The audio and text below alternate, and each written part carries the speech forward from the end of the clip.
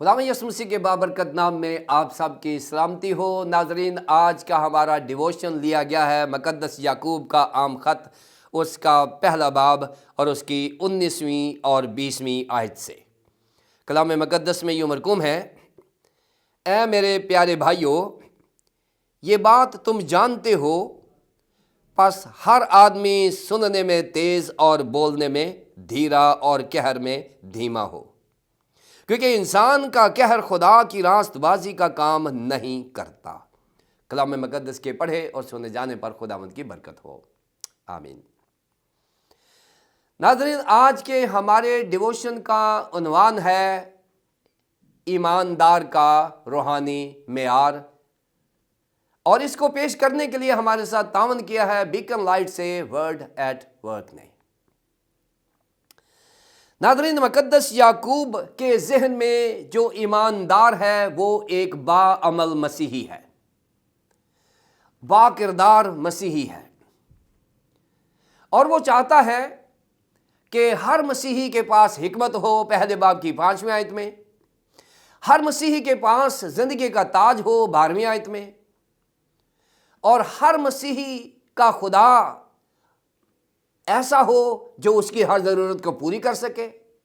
और फिर 18वीं आयत में हर मसीही को नई पैदाइश का यानी रूहानी पैदाइश का तजर्बा हो। और जब ऐसा मसीही मुकद्दस याकूब के जहन में है तो फिर वो 19वीं और 20वीं आयत में एक मियारी मसीही की तस्वीर बनाता है। और यहाँ पर एक मियारी मसीही को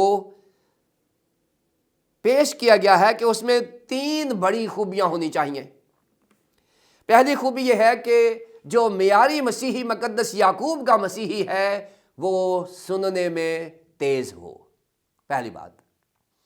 फिर दूसरी बात, मुकद्दस याकूब कहते हैं कि वो बोलने में धीरा हो। और फिर तीसरी बात मुकद्दस याकूब ने हमें सिखाई है कि वो कहर में भी धीमा हो।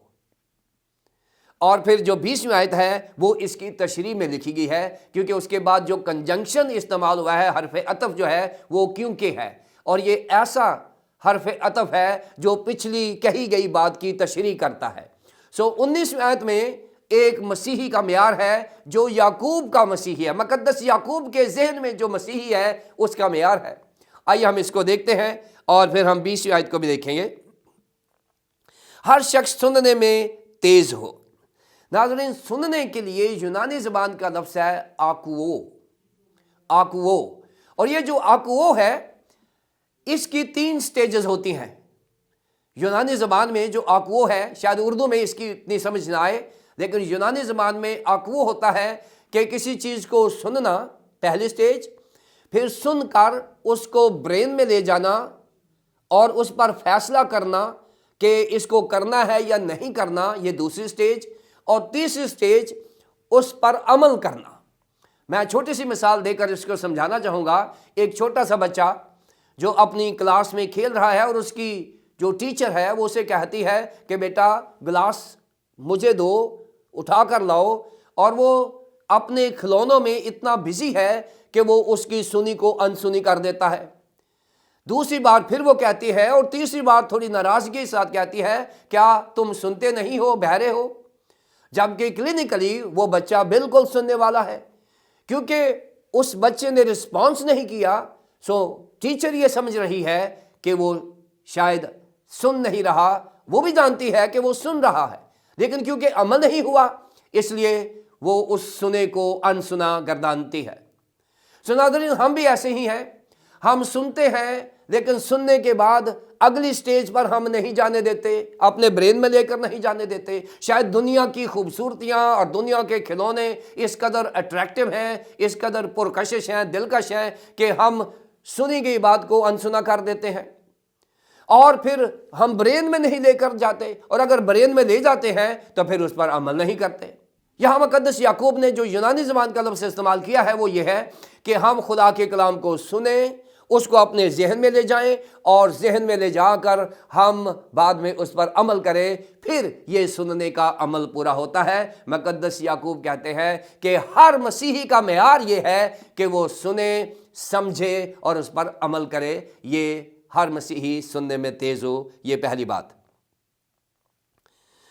دوسری بات، ہر مسیحی پر لازم ہے کہ وہ بولنے میں دھیرا ہو، یہ بھی اس کا معیار ہے۔ امثال کی کتاب کے 10 باب کی 19 آیت میں لکھا ہے، کلام کی کثرت خطا سے خالی نہیں، لیکن ہونٹوں کو قابو میں رکھنے والا دانا ہے۔ کلام کی کثرت یعنی جب ہم زیادہ بولیں گے ہم زیادہ غلطیاں کریں گے۔ اور پھر پروفیسر ہاٹ یہ کہتے ہیں کہ اچھا مسیحی وہ ہوتا ہے جو کم بولتا ہے۔ سو بولنے میں دھیرا ہونا بھی مسیحی پہچان ہے۔ اور تیسری بات کہ ہر مسیحی پر لازم ہے کہ وہ قہر میں دھیما ہو۔ ہمارے خداوند کی جو پہچان ہے وہ یہی ہے کہ وہ غصہ کرنے میں دھیرا ہے اور قہر کرنے سے باز رہتا ہے، وہ شفقت میں غنی ہے۔ وہ قہر کرنے میں دھیما اور شفقت میں غنی ہے، یہ ہمارے خدا کی پہچان ہے، اور یہی پہچان مقدس یعقوب کے ذہن میں ہر مسیحی کے لیے ہے۔ ہر مسیحی قہر کرنے میں دھیما ہو۔ امثال کی کتاب کے 16 باب کی 32 آیت میں یوں لکھا ہے کہ جو قہر کرنے میں دھیما ہے پہلوان ہے۔ اور پھر متی کی انجیل کے 5 باب کی 22 آیت میں خداوند یسوع مسیح نے خود کہا ہے، غصہ کرنے والا عدالت کے سزا کے لائق ہے۔ سو مقدس یعقوب کے ذہن میں جو مسیحی ہے وہ ایسا ہے جو سننے میں تیز، بولنے میں دھیرا اور قہر کرنے میں دھیما ہو۔ یہ وہ پہچان ہے جو مقدس یعقوب کا مسیحی ہے۔ پھر اس کی تشریح کی ہے، کیونکہ انسان کا قہر خدا کی راست بازی کا کام نہیں کرتا۔ یہاں پر متضاد الفاظ استعمال کر کے مقدس یعقوب نے خوبصورت طریقے سے قہر کو اور راست بازی کو، انسان کو اور خدا کا موازنہ کیا ہے۔ بتایا گیا ہے کہ انسان کا قہر ہوتا ہے، خدا کی راست بازی ہوتی ہے۔ انسان کا قہر کہاں میں نظر آتا ہے؟ جب قائن کا قہر ابھرتا ہے، اگلتا ہے، تو اس نے اپنے بھائی کو قتل کر دیا ہے، لیکن اس کے اگینسٹ خدا ہمیشہ راست بازی ہی کرتا ہے۔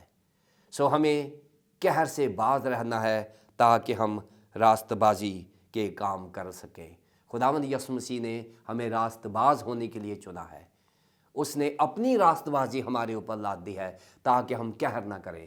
سو ناظرین، مقدس یعقوب کا ایماندار وہ ہے جو سننے میں تیز، بولنے میں دھیرا اور قہر کرنے میں دھیما ہوتا ہے۔ خدا مجھے اور آپ کو مقدس یعقوب کا سا ایماندار بنائے۔